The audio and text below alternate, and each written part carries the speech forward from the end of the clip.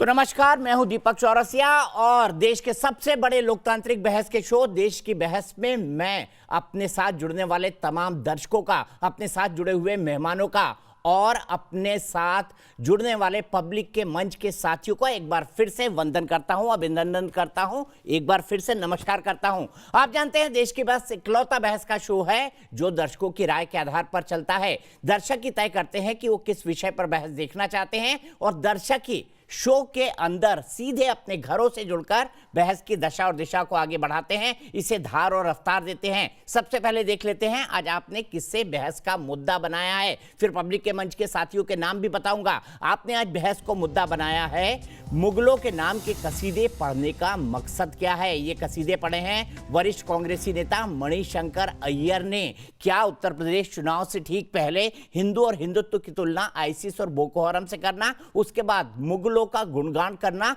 क्या ये कांग्रेस की रणनीति का हिस्सा है? हालांकि इस बहस में हमने कांग्रेस के गेस्ट बुलाए थे, लेकिन उनके नेता तो आ रहे हैं लेकिन आधिकारिक प्रवक्ता नहीं। इस बीच सलमान खुर्शीद के घर में तोड़फोड़ और आगजनी हुई है। सलमान खुर्शीद ही अपनी पुस्तक में हिंदू और हिंदुत्व की तुलना आईसिस और बोको हराम से करी थी, इसीलिए आज इसी पर बहस होगी। हम जानेंगे कि क्या उनके घर हमला करना उचित था? बिल्कुल उचित नहीं था, अनुचित था, लेकिन क्या इससे हिंदुत्व को जोड़ा जा सकता है, जो सवाल सलमान खुर्शीद उठा रहे हैं? और क्या मुगलों का गुणगान होना चाहिए? सबसे पहले देख लेते हैं आज तक का अपडेट, उसके बाद देखेंगे देश की बहस का सवाल और पब्लिक के मंच के साथी।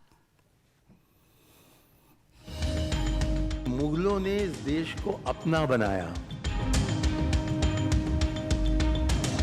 हिंदुत्व और जय श्री राम पर विवादित टिप्पणियां करने के बाद एक और वरिष्ठ कांग्रेसी नेता मणिशंकर अय्यर ने मुगल राज के क्रूर शासक बाबर के नाम के कसीदे पढ़े, जबकि बंटवारे के खलनायक जिन्ना को जिन्ना जी कहकर सियासी संग्राम छेड़ दिया है।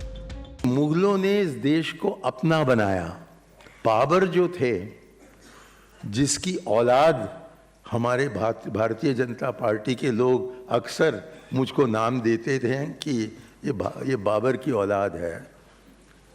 अब इन लोगों को मैं बताना चाहता हूं कि वही बाबर भारतवर्ष आया सन 1526 में और उनका मौत हुआ सन 1530 में। मतलब वो भारत में मात्र 4 साल रहे, 4 ही साल। गौरतलब है कि पिछले कुछ दिनों से कांग्रेस के वरिष्ठ नेता, चाहे वो सलमान खुर्शीद हों, दिग्विजय सिंह हो या फिर राशिद अलवी जैसे नेता, हिंदुत्व, राम और अयोध्या पर विवादित बोलने के बाद अब क्रूर मुगल शासक बाबर के कसीदे पढ़ मणिशंकर अय्यर ने विवाद पैदा कर दिया है। बीजेपी ने भी मणिशंकर अय्यर के बयान पर जमकर पलटवार किया। कांग्रेस अपने आप को मुगल से आगे सोच नहीं सकती। वो तो कहते हैं कि राम काल्पनिक हैं, हिंदू आतंकवादी हैं, हिंदू आईएसआई जैसे हैं, तो उनके लिए तो मुगल ठीक है। हालांकि कांग्रेस ने मणिशंकर पर कुछ बोलने की बजाय सत्ताधारी पार्टी पर तंज कसा। इतिहास में निंदनीय रहे हों या वो प्रशंसा के योग्य रहे हों, और इतिहास में हर पहलू के हर प्रकार के कैरेक्टर आते हैं, क्या वो भारत की अस्मिता, विरासत, संस्कृति से जुड़े हुए नहीं है? कैसा भी व्यक्ति हो। इस बीच नैनीताल में कुछ लोगों ने कांग्रेस नेता सलमान खुर्शीद के घर पर तोड़फोड़ की है। मैंने ये कहा था, जो हिंदू धर्म में नहीं है उसको कह दो ये हमारा नहीं है, उसके लिए कह दो ये हमारा नहीं है, इतने ही तो मैंने कहा था। देश की बहस में चर्चा है कि जिस तरह से नेताओं के विवादित बयान आ रहे हैं, क्या आगामी चुनाव से पहले किसी खास रणनीति को अंजाम दिया जा रहा है? तो देश की बहस में मैं आज का सवाल बताऊं उससे पहले पब्लिक के मंच के साथी बता देता हूं। मेरे साथ महक पोरवाल इंदौर से जुड़ेंगी, मेरे साथ हर्षिता शर्मा नोएडा से जुड़ेंगे, मेरे साथ रजनीश सिंह प्रयागराज से जुड़ेंगे, मेरे साथ सचिन अरोड़ा गाजियाबाद से जुड़ेंगे। लेकिन सबसे पहले देख लेते हैं आज का सवाल क्या है। इससे पहले कि मैं अपने गेस्ट के पैनल को इंट्रोड्यूस करूं, आपसे परिचय कराऊं अपने मेहमानों का। क्या मुगल काल के क्रूर शासकों का गुणगान करना सही है? हाँ या ना में हम आपसे जवाब चाहते हैं। आप हमारी वेबसाइट पर जा सकते हैं, आप हमारे मोबाइल ऐप को डाउनलोड कर सकते हैं, आप हमारे ट्विटर हैंडल पर जा सकते हैं, आप हमारे फेसबुक पेज पर जा सकते हैं। कार्यक्रम के बारे में कोई राय है, सुझाव है, आप शो में शामिल होना चाहते हैं तो 9711002266 पर हमें व्हाट्सएप करें। सीधे मैं अपने बड़े पैनल को इंट्रोड्यूस करता हूं। मेरे साथ वरिष्ठ पत्रकार और मेरे मित्र आशुतोष जुड़े हुए हैं। मेरे साथ अपराजिता सारंगी जी जुड़ी हुई है, जो कि भारतीय जनता पार्टी की राष्ट्रीय प्रवक्ता हैं, साथ ही साथ फॉर्मर IAS ऑफिसर हैं, मेंबर ऑफ पार्लियामेंट भी है भुवनेश्वर से। मेरे साथ प्रोफेसर संगीत रागी जी हैं, जो कि DU के एक प्रोफेसर हैं और जाने माने पॉलिटिकल एनालिस्ट हैं। मेरे साथ विवेक श्रीवास्तव जी जुड़े हुए हैं, जो कि लेफ्ट के एक नेता हैं। लेकिन सबसे पहले मेरे साथ सीधे जुड़ रहे हैं सलमान खुर्शीद जी। सलमान साहब, सबसे पहले मैं आपकी किताब के बारे में बात कर लूं। आपकी किताब पर विवाद थम नहीं रहा है। आपने जो किताब लिखी है, क्या उससे जन भावनाओं का नुकसान हुआ है? इसका प्रगटीकरण हमको ये देखने को मिला कि आपके घर पर तोड़फोड़ हुई। क्या आपकी पुस्तक से जन भावना आहत हुई है? और आज की तोड़फोड़ पर आपकी क्या प्रतिक्रिया है? ऐसा है कि जन भावना किताब से बनी है, किताब पढ़ी है और किताब पढ़कर किसी ने कुछ कहा है, तो किताब में तो बहुत सारी बातें हैं। धर्म के बारे में भी है, हिंदू धर्म के बारे में भी है, संत कबीर के बारे में है, महात्मा गांधी का रामधुन है, रामराज के बारे में भी है, और मस्जिद और मंदिर का विवाद जो था उसकी जजमेंट अयोध्या से आई उसके बारे में भी है। और उसको स्वीकार करते हुए, उसका सम्मान करते हुए मैंने कहा है कि अब मौका है कि हिंदू मुसलमान इकट्ठे हो सकते हैं, एक हो सकते हैं। तो किताब इन सब चीज़ों के बारे में है। इन सब पर आहत है क्या समाज कि सुप्रीम कोर्ट का जजमेंट ख़राब है? क्या सुप्रीम कोर्ट का जजमेंट ख़राब है? महात्मा गांधी का रामधुन बुरा है, हिंदू धर्म अच्छा नहीं है? क्या चीज़ है, किस बात की आहत है, मुझे तो नहीं मालूम। अब विवाद जो हो रहा है, माफ़ करिए, मीडिया के लोग सिर्फ अपना चैनल चलाने के लिए ये विवाद को बढ़ा रहे हैं। बढ़ाएं, कोई बात नहीं है, लेकिन जो सच है वो बता दें। कोई तो ये कहता है कि मेरी पार्टी मेरे साथ नहीं है, तो राहुल गांधी अब पार्टी नहीं है। राहुल गांधी को ही बात कहते हैं, वो पार्टी की बात नहीं होती है। और कोई और व्यक्ति, कोई और हमारा साथी कह देता है तो वो पार्टी की बात होती है। तो आपने एक स्क्रिप्ट लिख दिया ना, मीडिया ने एक स्क्रिप्ट लिख दिया, उसमें मैं विलन हूँ, राहुल गांधी सुपीरियर विलन है, और बहुत वो लोग जिनको रोना आ जाता है, नरेंद्र मोदी की बात सुनकर रो देते हैं, वो जो हैं वो हमारी पार्टी के हीरोज़ हो गए हैं। तो अगर ऐसा हो गया तो अब इसका जवाब देने की क्या संभावना है? तो नहीं दे पाऊंगा मैं जवाब। लेकिन अंततः ये ज़रूर कहूँगा कि जो गया है मेरे घर में जलाने के लिए, मेरे घर में पहुँचा है जलाने के लिए, उसका उसके ऊपर एक प्रश्न इस बात का है कि वो किसका है? कांग्रेसी गया था जलाने, क्या कांग्रेसी थे वो या किसी और पार्टी के थे? तो किस पार्टी के थे, कौन जलाने गए, क्यों जलाने गए, ये बता दें। मैंने ये कहा कि कुछ ऐसे लोग हैं धर्म का दुरुपयोग करते हैं। मैंने ऐसा कहा, मुझसे सबूत मांगा गया, वो सबूत उन लोगों ने दे दिया, आज ही दिखा दिया कि हम ऐसा करते हैं। अंदर होते तो हम इससे ज़्यादा करते। सलमान साहब, ये बताइए कि आपने हिंदुत्व की तुलना आईसिस और बोको हरम से की है, इसके पीछे की असल वजह क्या है? क्या वाकई आईसिस और बोको हरम से हिंदू या हिंदुत्व की तुलना की जा सकती है, और किस आधार पर? ये क्यों नहीं पूछ रहे हैं मुझसे कि मैंने अयोध्या के जजमेंट को सपोर्ट क्यों किया? ये क्यों नहीं पूछ रहे हैं? लोग हैं जो अयोध्या के जजमेंट से को सपोर्ट नहीं करते हैं, ऐसे लोग हैं इस देश में। और सिर्फ मुसलमान नहीं हैं, बहुत लोग हैं, हिंदू भी हैं, सब लोग हैं। तो ये क्यों नहीं मुझसे पूछते हैं कि आपने अयोध्या के जजमेंट को सपोर्ट क्यों किया? ये क्यों नहीं पूछते हैं? ये मुझसे क्यों नहीं पूछते हैं कि आपने इसमें रामधुन लिखने की क्या ज़रूरत थी, रामराज लिखने की क्या ज़रूरत थी? ये क्यों नहीं पूछते हैं? ये क्यों नहीं पूछते हैं कि इतना लंबा आपने विवरण हिंदू धर्म का कर दिया है, तो उसकी क्या ज़रूरत थी? ये क्यों नहीं पूछते हैं? कोई सवाल ही नहीं पूछते हैं। ये पूछते हैं कि आपने हिंदुत्व को बुरा क्यों कहा? एक बात, बुरा इसलिए कहा क्योंकि बुरा है, इसलिए कहा। और बुरा है तो कैसा बुरा है? हमने कहा कि सिमिलर है जैसे वो लोग हैं। क्यों सिमिलर है? क्योंकि वो दुरुपयोग करते हैं इस्लाम का, आप दुरुपयोग करते हैं हिंदू धर्म का। इसलिए आप उनसे मिलते जुलते हैं, आप उनसे सिमिलर हैं। सिमिलर का जो वो होता है, ट्रांसलेशन होता है, वो ये होता है कि समान है, उन जैसे हैं। लेकिन बिल्कुल वैसे हैं ये नहीं होता उसका ट्रांसलेशन। बिल्कुल वैसे होते हैं सेम। मैंने सेम नहीं कहा, सेम सिमिलर में अंतर है। अब ये कहें कि यार इतनी बात कहाँ समझ में आएगी किसी को, तो फिर किताब ही ना लिखें। बहुत लोग ये कहते हैं कि आपने इलेक्शन आ रहे हैं तब क्यों किताब लिख दी, तो फिर इलेक्शन के बाद लिखते। तो जैसे बिजली के बिल कम हो जाते हैं, इलेक्शन के बाद बढ़ जाते हैं, और इसके तेल के दाम घट जाते हैं, फिर इलेक्शन बाद बढ़ जाते हैं। तो इसी तरह से किताबें भी लिखनी चाहिए। तो यानी कि इंटेलेक्ट को, यानी को बुद्धि को हम रख दें, गिरवी रख दें इलेक्शन के लिए। ये मेरी अंदर ये मेरी समझ नहीं है डेमोक्रेसी के बारे में। सलमान साहब, आपके इस शब्द पर मैं जाता हूं, उन जैसे, आपने उनके जैसे नहीं कहा, सेम नहीं कहा, सिमिलर कहा, लेकिन कहा तो ये आपके आलोचक कह रहे हैं, और आपके आलोचक ये भी कह रहे हैं कि आपकी पार्टी ने कभी राम भक्तों को राक्षस, तो कभी उसे तालिबान से जोड़ा। अब लोग कह रहे हैं हिंदुत्व को अलग करके बात क्यों की जा रही है, और बोको हराम और आईसिस के सिमिलर ये क्यों हैं? क्या यूपी चुनाव आपके स्टेटमेंट की वजह है? क्यों? ये हमारी आइडियोलॉजी है, हमारी सोच है। विधानसभा के चुनाव नहीं आते तो हम ना बोलते, और विधानसभा के चुनाव आ गए तो हम ना बोलें। विधानसभा के समय पर कुछ एक कोड ऑफ कॉन्डक्ट होता है, जिसमें कुछ बातें जो आप साधारणतः कह सकते हैं वो कहने पर रोक लगा दी जाती है। मेरा ये मानना है कि जो बात आप साधारणतः कह सकते हैं उसको कोर्ट के दौरान भी आपको कहने का अधिकार है, लेकिन इस बात पर अभी कोई स्पष्टीकरण नहीं आया है। तो इसका विधानसभा से क्या लेना देना है? हमारी आइडियोलॉजी है, तो आइडियोलॉजी को लेकर चुनाव नहीं लड़े जाते हैं, वो तो सिर्फ हिसाब किताब को लेकर चुनाव लड़े जाते हैं। ऐसा है तो ऐसा हम नहीं मानते हैं कि हमारा लोकतंत्र ऐसा होना चाहिए या है, ऐसा हम नहीं मानते।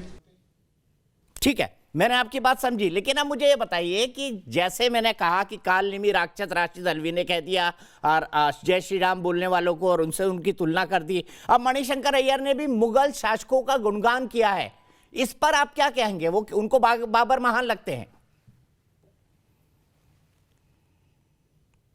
मणिशंकर अय्यर एक विद्वान हैं, इंटेलेक्चुअल हैं, राइट, बुद्धिजीवी हैं, और मणिशंकर अय्यर जो भी कहते हैं उस पर उनके साथ वही व्यवहार होता है जो आज मेरे साथ हो रहा है। और हम भी ये मणिशंकर अय्यर से बहुत दफ़ा ये कहते थे कि थोड़ा सा बच कर करो, थोड़ा सा संभल के करो, थोड़ा सा अपने आप पर थोड़ा सा अंकुश लगा के करो, हम कहते थे, मैं मानता हूँ। आज मणिशंकर अय्यर मुझसे ये कह सकते हैं कि सलमान देखो तुमने रोक कर लिया, उसमें कोई फ़ायदा हुआ, अब तो खुल कर आ जाओ। तो अब खुलकर मैं आ गया हूँ खुलकर, और इसी बात की लोगों को तकलीफ़ है और मिर्च लग गई है कि ये खुलकर कैसे आ गए। और अगर मिर्च किसी राजनीतिक मंच के लोगों को लगे, हमसे जो विपक्ष की राजनीति, हमारे विपक्ष में राजनीति करते हैं, उनको लगे मिर्च, तो मैं समझता हूँ। मीडिया के लोगों को और एंकर्स को मिर्च लग गई, ये बात समझ में नहीं आई। और सच्ची बात है कि मेरे लिए हिंदू धर्म के जो सही अनुयायी हैं उनसे जुड़कर चलना इस देश के लिए मेरे लिए महत्वपूर्ण है, और मैं करता हूँ। मैं कालकी धाम गया, मैं वहाँ शंकराचार्य जी से मिला, मैंने उनसे आशीर्वाद लिया। अगर मुझे हिंदू धर्म से एक लगाव ना होता तो मैं क्यों लेता किसी शंकराचार्य का आशीर्वाद? लेकिन मीडिया का आशीर्वाद मुझे नहीं चाहिए। एक दिन हमारी पार्टी को मीडिया के साथियों के साथ बैठकर और उनको भी समझाना होगा, और मीडिया समझेगी। आज हम पर है ये, कल आप पर होगा। कल आपके जो स्टूडियोज़ हैं वो जलाए जाएंगे, और जलाए जा चुके हैं, फिर जलाए जाएंगे। आप भी हिरासत में जाएंगे। ठीक है, तो आप ये कह रहे हैं कि जो कुछ आपको विलेन पेंट किया गया उसमें मीडिया की भी एक बड़ी भूमिका है, लेकिन सवाल यहाँ ये खड़ा होता है, कुछ राज्य सरकारें आपकी किताब को बैन करने पर विचार कर रही हैं, इस पर आपका क्या कहना है? मध्य प्रदेश के गृह मंत्री ने तो खुलकर कहा है। करें ना, अरे करें ना यार बैन, इतनी देर क्यों कर रहे हैं? उनको कौन रोक रहा है? बैन करें, ताकि कम से कम हम कोर्ट में जाकर इस बात पर खुलकर बहस हो सके कि इनको बैन करने का अधिकार था कि नहीं। लेकिन एक बात याद रखिए, मानिए किताब बैन हो गई, उस किताब का 50% जो लेख है, 50% वो सुप्रीम कोर्ट का जजमेंट है। तो हिंदुस्तान में, इस देश में पहली बार सुप्रीम कोर्ट के जजमेंट को बैन किया जाएगा। वाह रे भारतीय जनता पार्टी, क्या बात है भारतीय जनता पार्टी। बहुत बहुत शुक्रिया सलमान साहब हमसे जुड़ने के लिए और बात करने के लिए। सीधे अपने पैनल को इंट्रोड्यूस करता हूं। आपका बहुत बहुत शुक्रिया सलमान साहब। मेरे साथ आशुतोष जी हैं, मेरे साथ अपराजिता सारंगी जी हैं, मेरे साथ प्रोफेसर संगीत रागी हैं, मेरे साथ विवेक श्रीवास्तव हैं। अपराजिता सारंगी जी, सबसे पहले आपसे जानना चाहूंगा, क्या वाकई इस जो उन जैसे हैं आईसिस और बोको हराम, और उन्होंने एग्जाम्पल दिया मॉब लिंचिंग करते हैं, आज उनके घर को जलाया गया, इन तमाम एग्जाम्पल्स को देते हुए कह रहे हैं कि अगर मैंने आईसिस और बोको हराम से तुलना कर दी तो गलत क्या किया?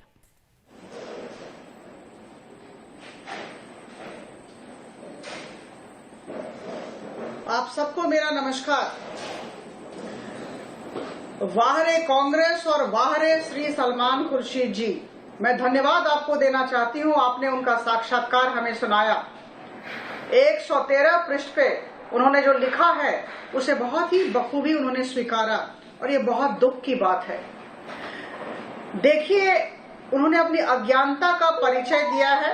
बोको हरम क्या है शायद उन्हें ज्ञात नहीं है, आईएसआईएस क्या है उन्हें शायद ज्ञात नहीं है।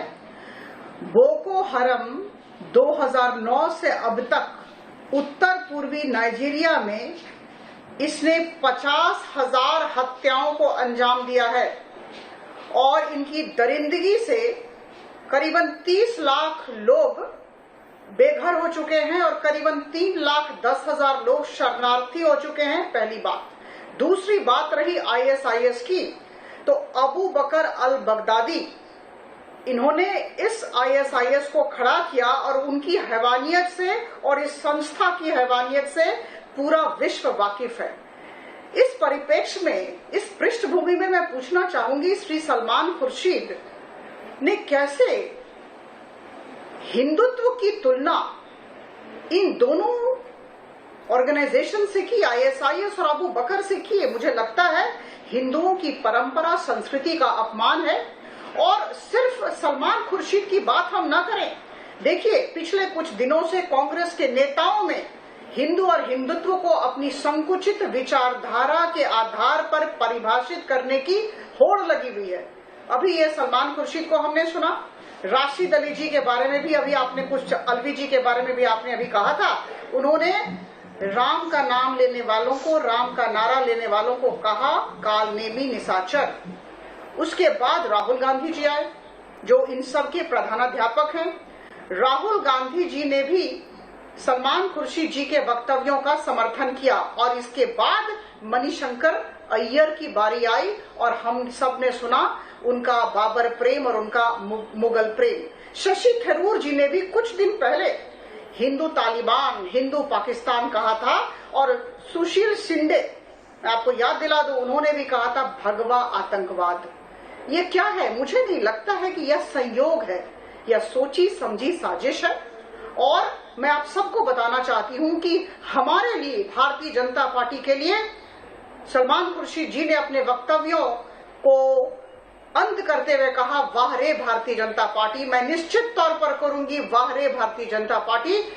हमारा नेतृत्व पूरे देश की बात करता है। जब भी हमारे प्रधानमंत्री बातचीत करते हैं, हम सबको संबोधित करते हैं, देश को संबोधित करते हैं, तो 130 करोड़ लोगों की बातचीत करते हैं, और हमारा मूल मंत्र, हमारा मेरुदंड एक ही मंत्र है, वो है सबका साथ, सबका विकास और सबका विश्वास। जब हम प्रधानमंत्री आवास योजना देने की बात करते हैं तो हिंदू मुसलमान नहीं करते हैं। ठीक है, चलिए यहीं से मैं आगे बढ़ाता हूं बात को और आशुतोष के पास चलता हूं। आशुतोष, बताइए, कुछ मॉब लिंचिंग के क्रिमिनल इंसिडेंट जिनमें बकायदा मुकदमा भी हुआ, जिनमें बकायदा सजा भी हुई, उनके चलते क्या आप एक पूरे धर्म को, क्या आप एक पूरे पंथ को, और जिस धर्म को सनातन माना जा रहा है, जो सदियों से चला आ रहा है और अनंत काल तक और चलेगा, उसको आप बोको हराम और आईसिस से तुलना कर सकते हैं?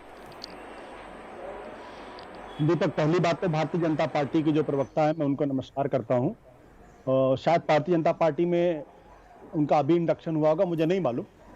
लेकिन अगर ये किताब है, विनायक दामोदर सावरकर जी की किताब है, जिसमें हिंदुत्व, हिंदुइज्म, हिंदू धर्म के बारे में बहुत स्पष्ट तौर पर लिखा हुआ है, सबको पढ़ लेना चाहिए। हिंदुत्व हिंदू धर्म नहीं है, ये बहुत साफ खुद उन्होंने लिखा जिन्होंने हिंदुत्व की पूरी परिभाषा इसके अंदर दे रखी है। तो ये जो घालमेल करने की कोशिश की जा रही है कि हिंदुत्व पे टिप्पणी करने का मतलब ये है कि आप हिंदू धर्म का अपमान कर रहे हैं, मुझे लगता है ऐसे लोगों को पढ़ लेना चाहिए। चलिए, मैं उसमें कोई बुरी बात नहीं है। दूसरी बात, अगर हिंदुत्व बोको हराम और इस्लामिक स्टेट जैसा नहीं है तो उसमें तकलीफ, तो उसमें परेशान होने की कोई बात ही नहीं है। आप क्यों परेशान है? कोई आदमी अगर झूठी बात कह रहा है तो उसको झूठी बात कहने दीजिए, झूठ बोले कौवा काटे, तो आप नहीं परेशान होना चाहिए। और अगर हिंदुत्व बोको हराम जैसा है तो सोचना चाहिए कि लोग इस तरीके की बातें क्यों कर रहे हैं। सलमान खुर्शीद ने अपनी किताब में सिर्फ 2 लाइनें लिखी हैं, लेकिन जिन लोगों ने नैनीताल में उनका घर जलाया है उन्होंने यह साबित कर दिया है कि दरअसल वो लोग हिंसा में यकीन करने वाले लोग हैं। और जो बात सलमान खुर्शीद की, जिस बात को आपके चैनल पर आकर मैंने कहा था गलत बात उन्होंने कही है, आज मुझे ही उन लोगों ने गलत साबित कर दिया कि उनके घर को जलाने का काम किया है। अगर इतनी असहिष्णुता है आपके अंदर कि किसी किताब में दो लाइनें लिखी जिस पर आपको तकलीफ है और आप उनका घर जला देंगे, उस घर के अंदर कोई होता उसकी जान भी जा सकती थी, तो समझने की बात है कि क्यों तुलना की गई और किसने। पर आशुतोष, अमरावती की असहिष्णुता पर कुछ नहीं बोल रहे हैं आप। मेरा एक काउंटर सवाल है, असहिष्णुता तो आपने अमरावती में भी देखी, जहां पर त्रिपुरा पर एक वायलेंस हुआ जिसका लोग कहते रहे कि नहीं गलत है गलत है गलत है, उसको लेकर दंगे हो गए वहां पर। मुझे लगता है कि इस देश के अंदर एक ऐसा वर्ग पैदा हो गया है कि जहां 80% हिंदू हैं और कहते हैं कि हिंदू खतरे में है। ये बिल्कुल उसी तरीके की बात है जैसे इस्लाम खतरे में है। जो लोग इस्लाम खतरे की बात करते हैं, जो लोग हिंदू खतरे में की बात करते हैं, दोनों की सोच एक जैसी, दोनों की सोच में कोई तुलना नहीं है। अभी आप किसी इस्लामिस्ट से बात करिए, वो कहेगा आपने उस पर तो कोई टिप्पणी नहीं की थी। हमने कोई ठेका ले रखा है? अमरावती के अंदर जो हुआ उसके आधार पे वहां की जो सरकार वो कार्रवाई करे। अगर वहां की सरकार कार्रवाई नहीं करती तो केंद्र सरकार कार्रवाई करे। हमारा संविधान बहुत स्पष्ट है इस पूरे मसले पे। इसमें मेरी बात और आपकी बात का क्या मतलब है? जो लोग मेरी और आपकी बात करते हैं, दरअसल वो लोगों के बीच में मतभेद की बात करते हैं। और इसीलिए मैं कह रहा हूं कि लोगों को टिप्पणी करने के पहले सावरकर की इस किताब को पढ़ लेना चाहिए, जो हिंदुत्व के नाम से किताब है। जिनको यही नहीं पता कि हिंदुत्व क्या है, संगीत रागी जी इसका जवाब देंगे। वो बड़ी बड़ी बातें करते हैं। ठीक है, मैं आप ही की पुस्तक और वीर सावरकर जी की हिंदुत्व की उसी डेफिनेशन पर जाऊंगा, लेकिन उससे पहले महक पोरवाल इंदौर से मेरी एक दर्शक जुड़ गई है। महक, क्या कहेंगे पूरे मुद्दे पर? मैं सबसे पहले दीपक सर को धन्यवाद करना चाहूँगी, मुझे ये अपॉर्चुनिटी दी है कि मैं न्यूज़ नेशन प्लेटफॉर्म पर अपने विचार व्यक्त कर पाऊँ। इस डिस्कशन को युवा के पर्सपेक्टिव से बताना चाहूँगी, क्योंकि मैं एक युवा हूँ और युवा ही देश का भविष्य है। मैं आरएसएस चीफ मोहन भागवत जी की बात को कोट करना चाहूँगी, उन्हें दोहराना चाहूँगी। हम हिंदू मुस्लिम एकता की बात क्यों करते हैं जब हम अलग ही नहीं हैं? हमारा सिर्फ प्रार्थना आराधना करने का ही तरीका अलग है। जितना contribute Hindu doctors health system में कर रहे हैं, उतना ही कंट्रीब्यूट मुस्लिम या फिर और भी कोई धर्म के डॉक्टर्स, इंजीनियर्स और प्रोफेसर्स इंडियन इकोनॉमी में कर रहे हैं। हमें इस बात से अवगत होने की आवश्यकता है कि हमारे जैसे डेमोक्रेटिक राष्ट्र में अल्पसंख्यक का सिर्फ ये कर्तव्य नहीं है कि वो अपने अधिकारों की रक्षा करे, बल्कि कॉन्स्टिट्यूशन द्वारा परिकल्पित भारत के विचारों के संरक्षक के रूप में कार्य करें। हमारा बहुत बहुत शुक्रिया महक, आपने बहुत अच्छी बात बोली, संविधान की बात कही। मैं सीधे चलता हूं संगीत रागी जी के पास। संगीत रागी जी, अगर सावरकर जी की डेफिनेशन से देखा जाए तो फिर सलमान खुर्शीद की बातें क्या सही लगती है? आशुतोष जी का यह तर्क है कि हिंदू और हिंदुत्व दोनों अलग अलग है। मुझे लगता है कि आशुतोष को दोबारा पढ़ना चाहिए उस किताब को। जब एक कहावत है, अधजल गगरी छलकत जाए। अब मैं ये तो नहीं कहूंगा कि ये उन पर लागू होता है या नहीं होता है, लेकिन आत्मनिरीक्षण करने की जरूरत है। सावरकर जी ने अपनी पुस्तक में कहीं भी हिंसा की बात नहीं कही है, कहीं भी हिंसा की बात नहीं कही है। मुसलमानों को हिंदू धर्म में कन्वर्ट करना है, रिकन्वर्ट करना है, यह भी उन्होंने नहीं कहा है। तो ये बातें जब आप इस्लाम की तुलना हिंदू धर्म और हिंदू धर्म के अन्य शब्दों के साथ आप करते हैं, तो मुझे लगता है कि आपकी इतिहास बोध इतनी छिछली है कि आप इतिहास से सीखने के लिए नहीं, स्वयं अपने आप को एक प्रगतिशील नागरिक और बौद्धिक के एक स्वांग के लिए आप ये सारा कुकर्म करते हैं। और मैं बहुत कटु शब्द का प्रयोग कर रहा हूं। मैं ऐसा इसलिए कह रहा हूं कि 40,000 से ज्यादा छोटे बड़े मंदिरों को मुगल शासन के दरमियान ध्वस्त किया गया था। जहां तक गंगा और दोआब का क्षेत्र है, एक भी बड़ा मंदिर बचा नहीं। पता नहीं कितने, उसको अकाउंट करना मुश्किल है कि कितनी हत्याएं की गई, कितने रेप किए गए, कितने लोगों को कन्वर्ट किया गया। और उस शासन व्यवस्था को मणिशंकर जैसा चापलूस, लिखने के लिए थे वहां और पर, गांधी परिवार का लिखने के लिए थे वहां पर, एक चाटुकार, मर्डर हुए, कितने मंदिर टूटे, कितने रेप हुए, आपने फाइल बनाई थी या आरएसएस के विवेक जी सुन लीजिए ना, मैं इसके बाद तुरंत आप ही के पास आऊंगा। विवेक जी मैं तुरंत आपके पास आऊंगा, सुन लीजिए उनकी बात, कंक्लूड करिए संगीत जी। इतना बेहुदा है कि इसको तमीज नहीं है कि कैसे ये डिबेट करना चाहिए। तुमको तमीज है कि हर बार इस्लामोफोबिया, मुगल खराब, मुसलमान खराब, मंदिर टूटे, रेप हुए, मर्डर हुआ, हिंदू खतरे में, इसके अलावा कोई व्यक्तिगत ना हो ना, प्लीज अपनी अपनी बात करें। संगीत रागी जी कंक्लूड करिए, फिर मैं विवेक जी बात को और आशुतोष के पास जाऊंगा। संगीत रागी जी, और जिसके पास बोलने के लिए कुछ नहीं होता वो आप शब्दों पे आता है। मैं रिवेट नहीं तुमसे कर सकता, तुमको जिसके पास बोलने के लिए कुछ नहीं होता वो आप शब्दों पे आता है। तुम्हारे पास तथ्य ही नहीं है, पढ़े लिख लिया, तुम्हारे पास तथ्य ही नहीं है। प्लीज व्यक्तिगत ना हो हम लोग प्लीज व्यक्तिगत ना हो। आप दोनों बहुत ही इंटेलिजेंट लोग हैं, प्लीज आप दोनों व्यक्तिगत ना हो। संगीत रागी जी कंक्लूड करिए, मैं विवेक श्रीवास्तव जी के पास जाऊंगा, कंक्लूड करिए। और विवेक जी प्लीज बीच में नहीं, संयम रखिए सर, संयम रखिए। अरे इनको समझाइए, आप एंकर किस टाइप के हैं, क्या संयम रखूं? वो आदमी आप शब्द कह रहा है आपके नेशनल टीवी पे, आप मैंने दोनों के लिए कहा कि कृपया व्यक्तिगत ना हो, मैंने दोनों के लिए रिक्वेस्ट किया। ऐसा नहीं है कि मैं उनकी बात का समर्थन कर रहा हूँ, मैं कह रहा हूँ व्यक्तिगत ना हो, लेकिन आप भी बीच में बोल रहे हैं। विवेक जी आप भी सोचिए कि अगर कोई आदमी बोल रहा है तो बीच में ना टपके, आप अपनी बारी पर अपनी बात कहें, यही डिबेट का सही तरीका है, वरना आपकी आधी बात पहुंचती नहीं है। संगीत रागी जी कंक्लूड करिए, फिर मैं विवेक जी के पास जाऊंगा। ज्यादा सुना सकता हूं, लेकिन मैं मर्यादा रखता हूं। आदमी को रोकिए, ये बेहुदा पता नहीं कहां से नालायक रोज रोज टपक करके आ जाता है। पढ़ने लिखने से इसको अरे सर प्लीज व्यक्तिगत ना हो सर, ऐसे शब्दों का इस्तेमाल ना करें। माफी चाहूंगा, नेशनल टेलीविजन है हमारा, प्लीज मैं माफी चाहूंगा इन शब्दों के इस्तेमाल के लिए। मैं आपसे रिक्वेस्ट करता हूँ इन शब्दों का इस्तेमाल ना करें। चलिए इस फाइट से बाहर चलते हैं, इस फाइट से बाहर चलते हैं, इस फाइट से बाहर चलते हैं, सीधे आशुतोष के पास चलते हैं। आशुतोष बताइए, इस आरएसएस के आदमी को देखिए, इसकी भाषा देखिए, इसका कल्चर देखिए, आप देखें सब दर्शक। अच्छा एक मिनट, सीधे आशुतोष के पास चलते हैं, ठीक है? हम ये झगड़ा खत्म करते हैं। आशुतोष जी, संगीत रागी जी ने बिल्कुल पॉइंटेड आपके सवाल का जवाब दिया, आप क्या कहेंगे? और आपको लगता है कि कुछ क्रिमिनल इंसिडेंट्स के आधार पर आतंकवादी संगठन से हिंदुत्ववादी संगठनों की तुलना की जा सकती है? और आप हिंदुत्व और हिंदू अलग अलग बोल रहे हैं, तो हिंदू से ही हिंदुत्व निकला है। नहीं दीपक, मैं फिर इस किताब को उठा देता हूं, आपको भी मैं भेज दूंगा, आप भी इस किताब को पढ़ लीजिएगा। और मुझे लगता है कि संगीत रागी को तो खैर पढ़ने की जरूरत थी इस किताब को। अभी संगीत रागी जी ने कहा कि सावरकर ने कभी भी हिंसा की बात नहीं की, सावरकर कभी भी कन्वर्जन की बात नहीं की। 6 glorious epochs of Indian history उठा के पढ़ ले, जिसमें सावरकर इस बात को लेकर बड़े परेशान होते हैं कि हिंदू धर्म में कन्वर्जन नहीं है। जो लोग हिंदू धर्म छोड़ के चले गए, उनको वो दोबारा हिंदू धर्म में आना चाहते थे, उनको कन्वर्ट नहीं किया गया। इस बात को लेकर वो हिंदू धर्म की बड़ी तीखी आलोचना भी करते हैं। संगीत रागी को पता नहीं, क्योंकि उन्होंने पढ़ा नहीं सब चीजों को।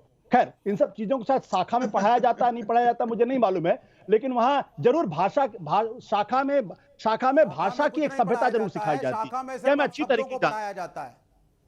नहीं विवेक जी, मैं जानता हूं शाखा में भाषा की सभ्यता सिखाई जाती है, तो इसलिए मैं आपको बता सकता हूं कि वहां बड़ी अच्छी परंपरा है भाषा की। बैठ करके जिस भाषा का प्रयोग कर रहा है, आप कहां से कह सकते हैं सर?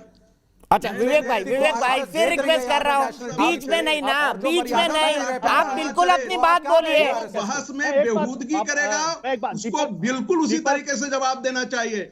इन निर्लज्जों ने इस देश को नाश कर दिया है। इन निर्लज्जों ने इस देश का नाश किया है।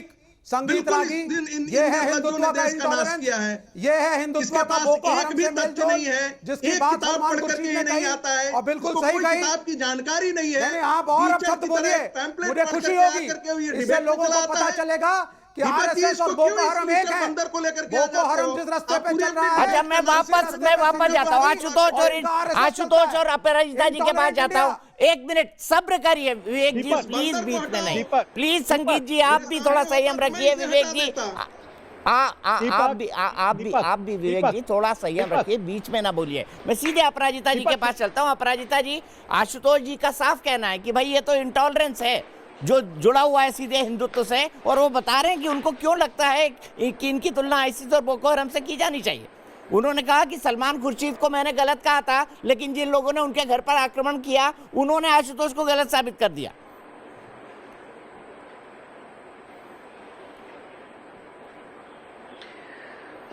देखिए, किसी भी तरह की अराजकता को बर्दाश्त नहीं किया जाता है और कानून और पुलिस अपना काम करेंगे, इस पर हम सबको भरोसा है। तो मुझे लगता है कि लीक से हटकर आशुतोष जी बात ना करें तो बेहतर है। अभी बातचीत चल रही है हिंदू और हिंदुत्व की परिभाषाओं की, और सारे कांग्रेस के नेता इससे जुड़े हुए हैं और छलांग लगा दी है और अपने अपने तरीके से अपनी संकीर्ण विचारधारा से इसकी परिभाषा किए जा रहे हैं। देखिए, मैंने कहा, मैं फिर से कहना चाहूंगी, मैं पुनरावृत्ति करूंगी कि यह संयोग नहीं है, यह साजिश है और जो मुसलमानों के वोट के लिए यह सब किया जा रहा है। सलमान खुर्शीद जी ने कहा और उसके बाद लगातार मैंने 5 नेताओं का नाम दिया, सब लोगों ने ऐसी ही बात कही। और जहां तक भारतीय जनता पार्टी का सवाल है, हम सब की बात करते हैं, सबके विकास की बात करते हैं। हम 20 जुलाई 2019 की एक घटना के विषय में आप सबको बताना चाहेंगे।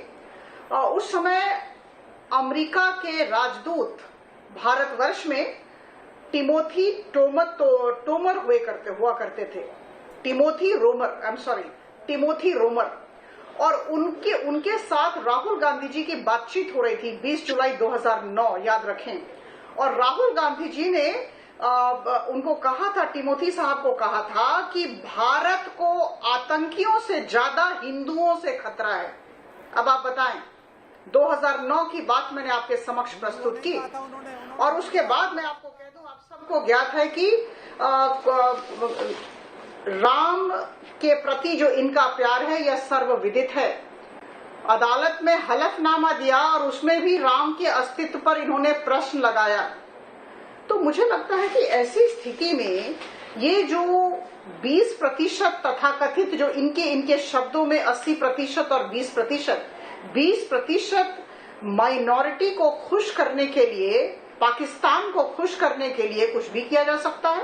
हिंदुओं से इनको इतनी नफरत क्यों, ये समझ में नहीं आता है। ठीक है, मैं सीधे आप ही के सवाल को विवेक श्रीवास्तव जी के पास ले जाता हूँ। विवेक श्रीवास्तव जी, मुझे बताइए ना, आइडियोलॉजी के तौर पर आपको हिंदू और हिंदुत्व से इतनी नफरत क्यों है कि जो उसकी आलोचना करता है उसके सम्मान में आप बैंड बाजे लेके निकल जाते हैं? दीपक जी इनकी नस्ल ही यही है। हिंदुइज्म, हिंदू धर्म, हिंदुओं का अपमान नहीं किया है। जो फैनेटिक मिलिटेंट हिंदुइज्म, आरएसएस, विश्व हिंदू परिषद बजरंग दल के रूप में इस देश में आया है, जिसने मुसलमानों को सेकंड ग्रेड सिटीजन बनाने की कोशिश, आपने सलमान खुर्शीद के घर को अटैक किया, क्यों अटैक किया आपने? ये क्या दिखा रहा है? क्या हम टॉलरेंट हैं? क्या हिंदू टॉलरेंट रहे? अगर उस आदमी ने किताब लिखी है उसका आप इंटेलेक्चुअल डिस्कशन करिए, आप क्रिटिसाइज करिए, आप बोलिए वो गलत है, आप नहीं बोल रहे हैं। आप उसका घर जलाने पहुंच गए, आप उसका घर जलाने पहुंच गए। कल्चरल रिवॉल्यूशन को पढ़िए, ये बिल्कुल बोको हरम हो रहा है, ये आरएसएस का बोको हरम हो रहा है। यहाँ पर जब आप टीवी पे आप शब्दों का प्रयोग करते हैं, गाली गलौज करते हैं, एक दूसरे की बात नहीं सुनते हैं, लोगों के घर जलाते हैं, लोगों को धमकियां देते हैं, तो हिंदुत्व बोको हरम बनता जा रहा है और इसको रोकने की जरूरत है। पूछिए कि तुमने कितनी हत्याएं की है। मानव अधिकार की बात आप दिखा चुके हैं सर अपनी भाषा से। और मैंने जानबूझ करके, मैंने आपको कुछ नहीं कहा कि लोगों को आपका चरित्र दिखे, आरएसएस का चरित्र दिखे। नेशनल टीवी पे जब आप इस भाषा का प्रयोग करते हैं, तो जब आप इस टीवी पे नहीं होंगे, अच्छा ठीक है, आप दोनों ने अपनी अपनी बातें कह ली। मैं आप दोनों से फिर रिक्वेस्ट करूंगा, एक के ऊपर एक ना बोले, आपकी बात दर्शक सुन नहीं पाते हैं। मैं सीधे प्रदीप सिंह जी के पास चलता हूँ। प्रदीप सिंह जी, क्या राहुल गांधी, सलमान खुर्शीद, राशिद अल्वी, इसके अलावा मणिशंकर अय्यर, क्या ये एक सोचा समझा मूव है कांग्रेस पार्टी का एंटी हिंदू दिखने का, और क्या ये वेलकम मूव है जैसे कि कुछ लेफ्ट के इंटेलेक्चुअल्स इसको बता रहे हैं? आपको क्या लगता है? देखिए, लेफ्ट के इंटेलेक्चुअल्स और लेफ्ट पार्टीज की तो बात ही मत, यही सब बोल के पार्टी का खात्मा कर दिया। अब ये पार्टी कुछ दिनों में, कुछ सालों में आपको बहुत जल्दी आर्काइव्स में मिलेगी, इसके बारे में चर्चा जमीन पर नहीं मिलेगी। तो इनकी बात तो नहीं करूंगा, कांग्रेस पार्टी की जरूर बात करूंगा, क्योंकि कांग्रेस पार्टी इस देश के आजादी के आंदोलन की वारिस पार्टी है। और जो कुछ बोल रहे हैं कांग्रेस के नेता राहुल गांधी से लेकर बाकी लोग, अगर आप इतिहास पढ़िए तो इसी तरह की बातें जब मुस्लिम लीग अलग मांग कर रही थी, अलग देश की, तब उसी तरह का माहौल था। क्या था? मुसलमानों को विक्टिम दिखाओ, विक्टिमहुड का कार्ड खेलो और अलग देश ले लो। ले लिया उन्होंने, और हिंसा से लिया, अहिंसा से नहीं लिया। लाखों लोग मारे गए, लाखों, उससे कई गुना ज्यादा लोग बेघर हुए। देश का बंटवारा हिंसा के जरिए हुआ और हिंसा की ताकत से हुआ। ये इतिहास है, ये मतलब हमारे कहने से, आपके कहने से ये बदलने वाला नहीं। दरअसल क्यों तुलना होती है बीजेपी, आरएसएस की बोको हरम और आईसिस से? समस्या ये है कि आईसिस, बोको हरम, तालिबान, इनकी आलोचना नहीं करनी है, इनके खिलाफ कुछ नहीं बोलना है।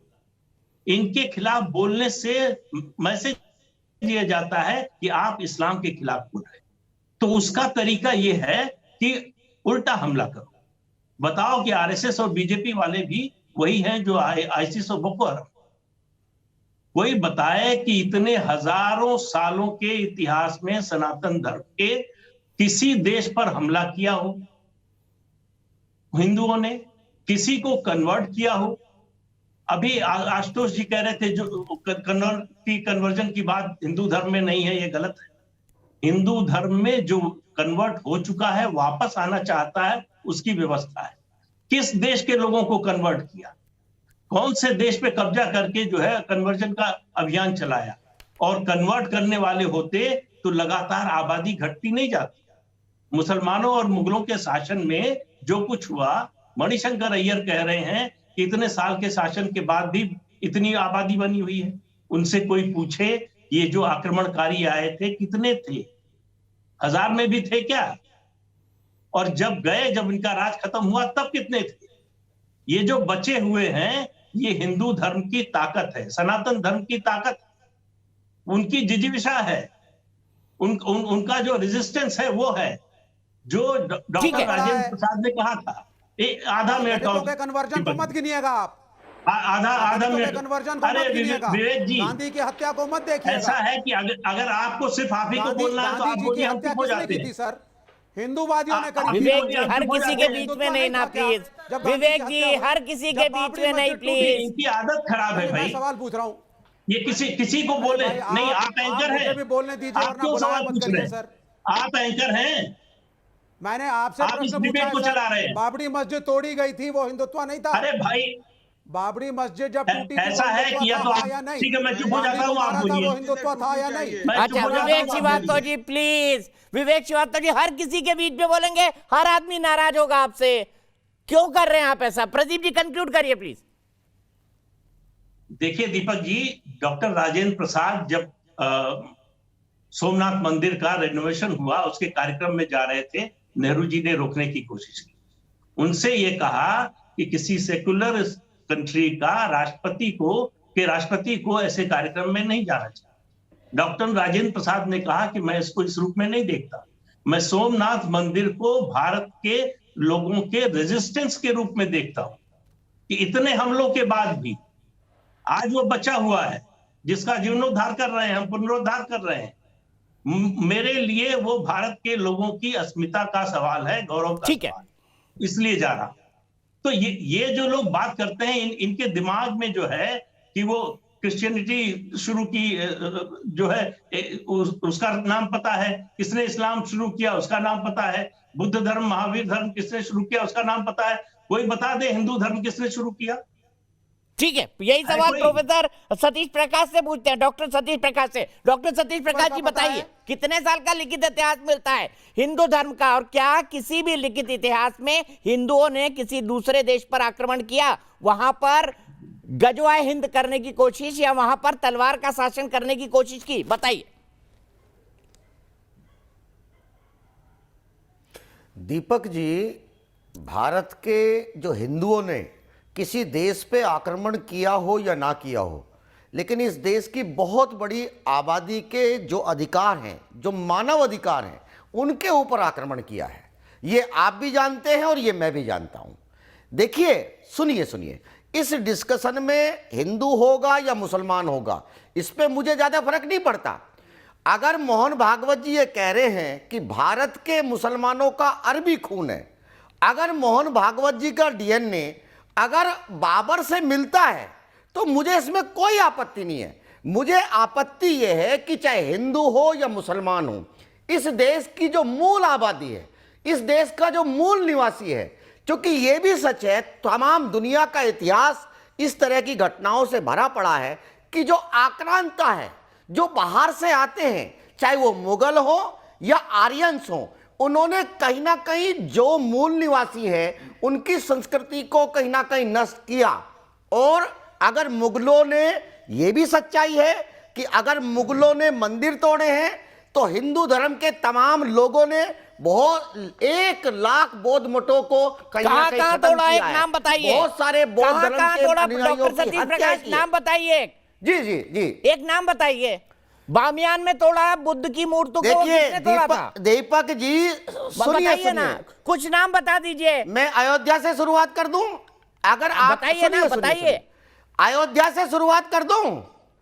हाँ, सुनिए, अगर मंदिर के ऊपर मस्जिद था, तो उस मंदिर के नीचे कहीं ना कहीं बौद्ध मठ था, और वो तमाम अवशेष अगर गहराई और खुदाई की आप लंबाई गहराई बढ़ा दें, तो निश्चित रूप से हर मंदिर के नीचे कहीं ना कहीं बौद्ध मठ मिलेगा। सुनिए, झूठी बाइनरी जो सुप्रीम कोर्ट ने भी नहीं मानी, उस बाइनरी को फैला के क्या मिल जाएगा आपको? मैं रुकता हूँ एक मिनट। अरे भाई सुनिए ना, दर्शक नोएडा से जुड़ गई हैं, उनके पास चलता हूँ। हर्षिता, देखिए, माननीय सर्वोच्च न्यायालय, सुनिए, मैं आ रहा हूँ, आप पर आ रहा हूँ। Harshita Sharma,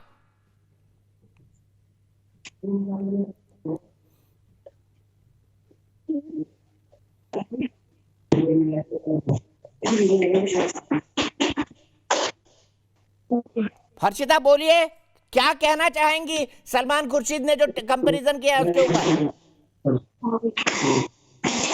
good evening sir, पहले तो मैं लाइव बोलने का मौका दिया है, और मैं ये कहना चाहती हूँ कि मुसलमान शासन में कभी जोर जबरदस्ती धर्म परिवर्तन नहीं करवाया गया है। ये मयूर शंकर अय्यर जी ने कहा है, पर ये गलत है। मुगल शासन में तो हिंदू धर्म परिवर्तन बहुत करवाया गया है। पिछले कुछ दिनों देश में धर्म परिवर्तन के नाम पे सियासत गर्म भी है। ठीक है, मैं सीधे चलता हूं यहां से। अर्शदीप भी मेरे साथ जुड़ गए हैं, लेकिन एक काउंटर में संगीत रागी जी से लेना चाहूंगा, जो डॉक्टर सतीश प्रकाश ने कहा है। आप सतीश प्रकाश की बात से सहमत हैं कि बौद्ध मंदिरों को हिंदुओं ने तोड़ा?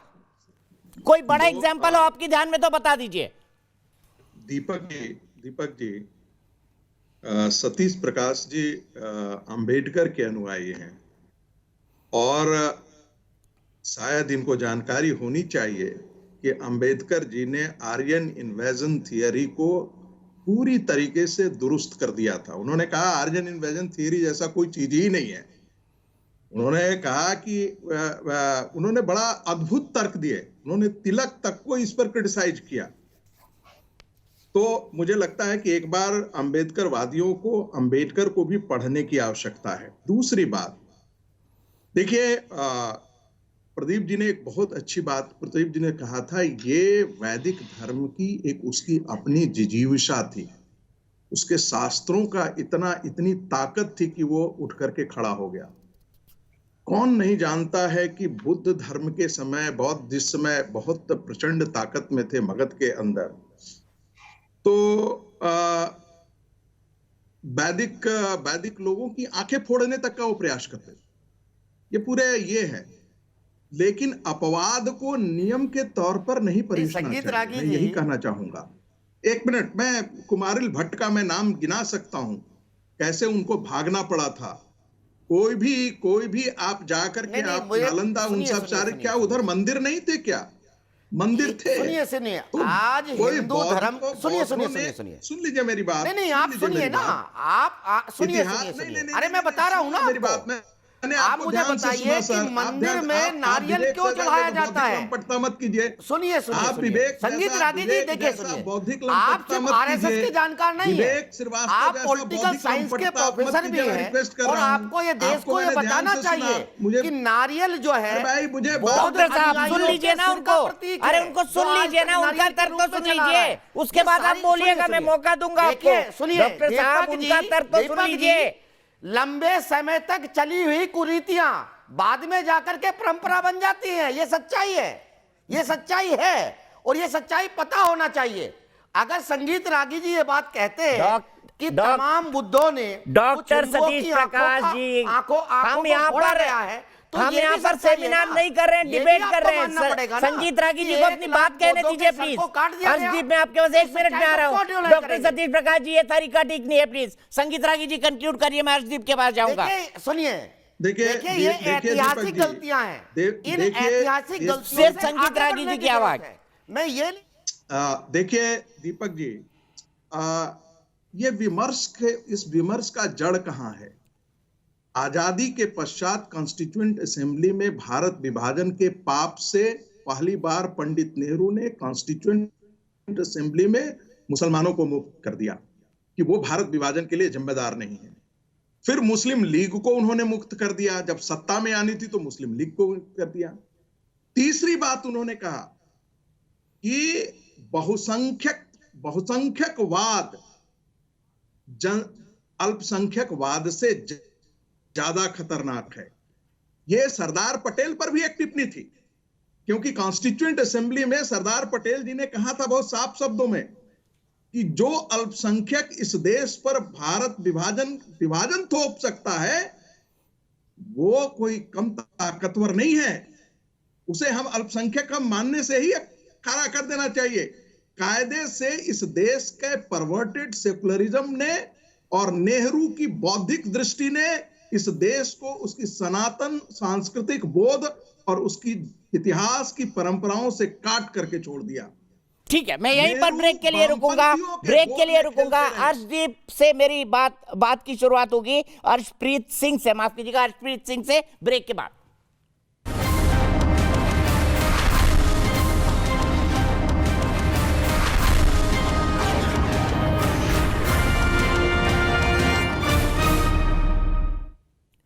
तो देश की बहस में आपका एक बार फिर स्वागत है। हम बात कर रहे हैं सलमान खुर्शीद के घर हिंदुत्व वाले बयान पर हुए विवाद के बाद हुई तोड़फोड़ की, और साथ ही साथ मणिशंकर अय्यर के उस बयान की जिसमें उन्होंने मुगलों का महिमा मंडन किया है। इसी पर बात करने के लिए मेरे साथ वरिष्ठ पत्रकार प्रदीप सिंह जी हैं, बीजेपी से अपराजिता सारंगी जी हैं, पॉलिटिकल एनालिस्ट प्रोफेसर संगीत रागी हैं, अर्शप्रीत सिंह खाड़िया हैं, कांग्रेस के नेता हैं, वकील भी हैं, साथ ही साथ मेरे साथ डॉक्टर सतीश प्रकाश हैं, प्रोफेसर है चौधरी चरण सिंह यूनिवर्सिटी मेरठ के, वो भी मेरे साथ जुड़े हुए हैं। लेकिन सबसे पहले रजनीश सिंह प्रयागराज से मेरे एक दर्शक जुड़ गए हैं। रजनीश, क्या कहेंगे सलमान साहब के बयान पर? देखिए, सलमान खुर्शीद जी जो है, इस समय चुनावी माहौल को देखते हुए इन लोग के सारे बयानबाजी चुनावी होते हैं, और चुनाव के दृष्टिगत ही ये समाज में नफरत फैलाने के लिए ही ये सब ऐसे बयान देते रहते हैं।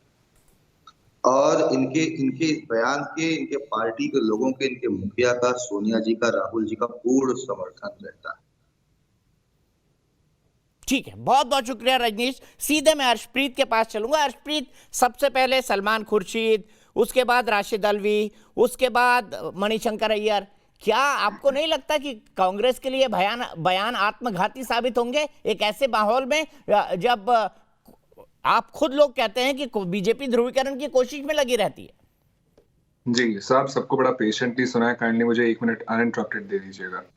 बीजेपी का ये डिफेंस मैकेनिज्म बन चुका है कि प्रोपोगंडा फैलाओ, राय का पहाड़ बनाओ, इससे पहले कि सही मुद्दे पे हमें कोई सवाल करे, छोटी छोटी बातों पे ऑपोजिशन को सवाल करते जाओ। Economy is in shambles, employment जो रोजगार है वो is in shambles, education is in shambles, Medicare is in shambles, agriculture के साथ सब क्या क्या हिंदुस्तान बेच दिया है। लेकिन बात करेंगे इंडिविजुअल के रिमार्क की। अगर ऐसी लॉजिक इसी तर्क के साथ हिसाब से चल रहा है तो इनके जो लीडर्स हैं बीजेपी के कहते हैं कि सेकुलर शब्द को प्रियम्बल में से निकाल दो। वो कहते हैं कि हम 80% है, तुम 18% हो।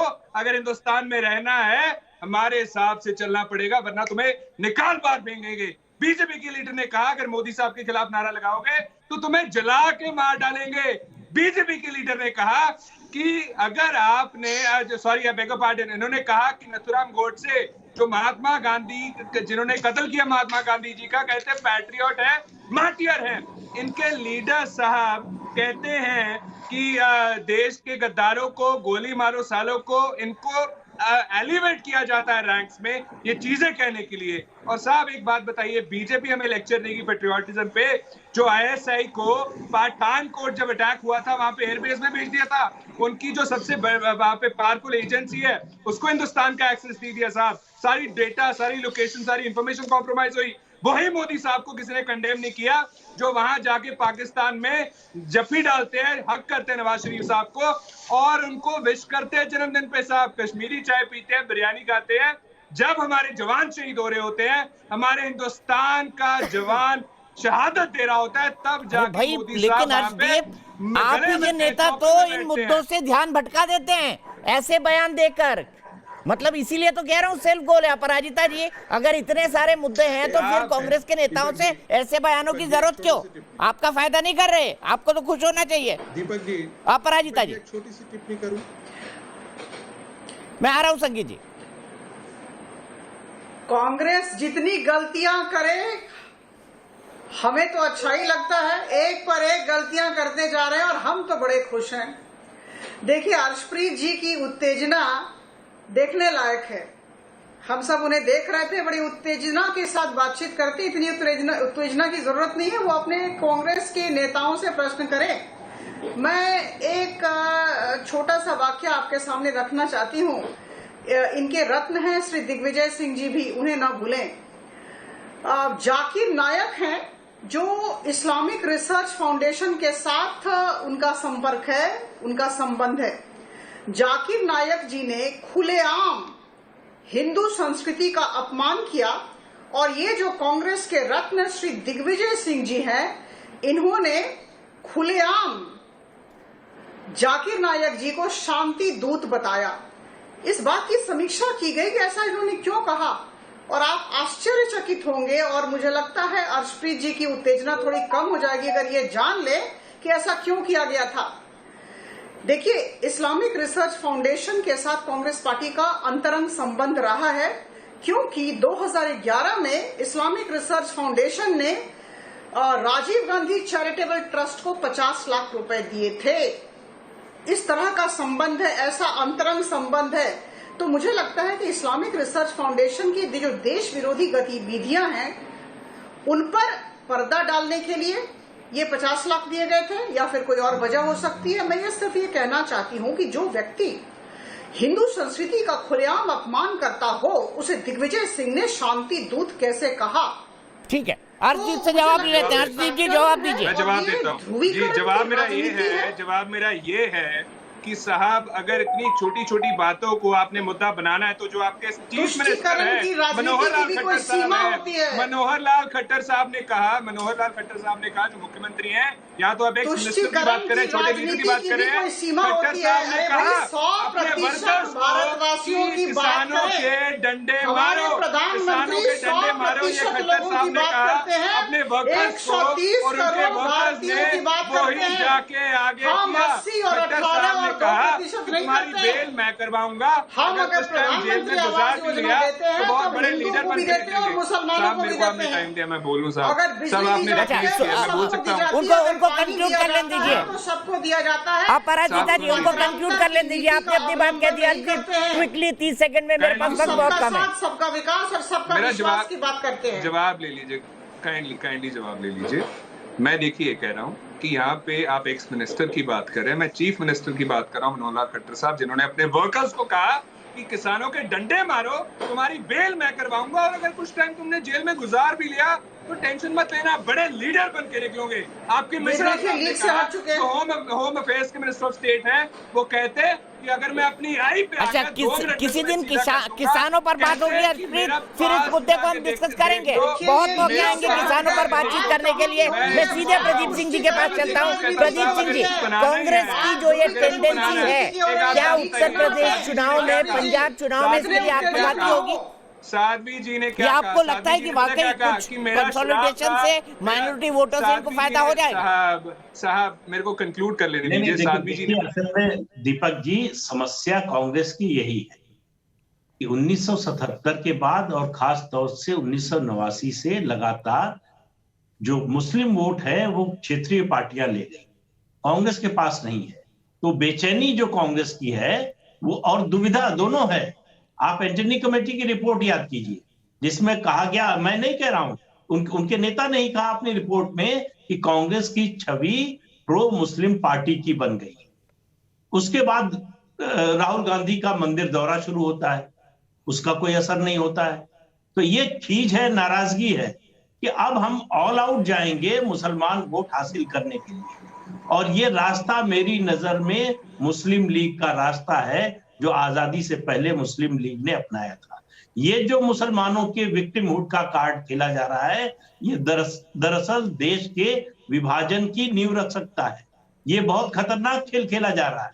कांग्रेस पार्टी सिर्फ मुसलमानों के वोट लेने के लिए कहां तक जा सकती है? आप याद कीजिए यूपीए की सरकार में जो कम्युनल वायलेंस बिल आ रहा था, ये उसमें क्या था कि कहीं सांप्रदायिक दंगा होगा तो ये बहुसंख्यक समुदाय को साबित करना होगा कि वो इसमें शामिल नहीं थे। रनौत का बयान ठीक था कि आजादी भीख में मिली है। मुझे इस चीज का जवाब दे बीजेपी कि कंगना रनौत ने जो कहा कि आजादी भीख में मिली है, हमारे फ्रीडम फाइटर्स की इंसल्ट की, बेइज्जती की, क्या वो ठीक है? जो आपके लीडर अनिल विज साहब ने कहा कि महात्मा गांधी जी की वजह से खाकी का कोई बढ़ावा, उसमें कोई एडिशन नहीं हुई, वैल्यू एडिशन नहीं हुई, और महात्मा गांधी जी की वजह से डीवैल्यूएशन ऑफ करेंसी हुई, क्या ठीक है? जो आपके मिश्रा साहब ने कहा कि मैं किसानों को 2 मिनट में ठीक कर दूंगा, मेरा पास्ट उठा के देख लो, क्या वो ठीक है? ठीक है, जो इनके चलिए यहीं पर बहस रोकते हैं। हर्षप्रीत, आपने भी जोशीले ढंग से आखिरी बात कही, लेकिन चलते चलते सचिन अरोड़ा गाजियाबाद से मेरे एक दर्शक जुड़ गए हैं। सचिन, मैं आपसे जानना चाहूंगा, क्या कहेंगे पूरे मुद्दे पर?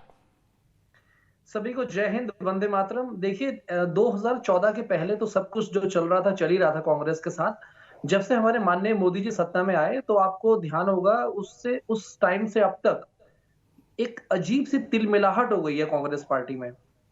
इनके जो भी बड़े बड़े बिग ब्रांड्स नेता हैं, चाहे वो मणिशंकर अय्यर हो या राहुल गांधी हो या सलमान खुर्शीद हो, ये ऐसे ऐसे बयान दे रहे हैं चर्चाओं में रहने के लिए जो बिल्कुल बेतुके और बेबुनियाद है।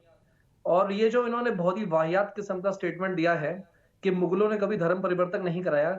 देखिए सर, ऐसा है कि मुगल तो भारतीय संस्कृति के सबसे बड़े विध्वंसक रहे हैं। ठीक है, मैं यहीं पर आपको रोकूंगा सचिन। अफसोस मेरे पास वक्त इतना ही है। मेरे तमाम मेहमानों का, मेरे तमाम दर्शकों का मेरे साथ जुड़ने के लिए बहुत बहुत शुक्रिया। फिलहाल एक ब्रेक, लेकिन न्यूज नेशन एक ऐसा चैनल है जहां पर खबरों का सिलसिला कभी नहीं थमता। चलते चलते हम आपको बता दें, 98% दर्शक मानते हैं कि मुगलों का गुणगान उचित नहीं है। फिलहाल एक ब्रेक के बाद भी हमारी कवरेज लगातार जारी है।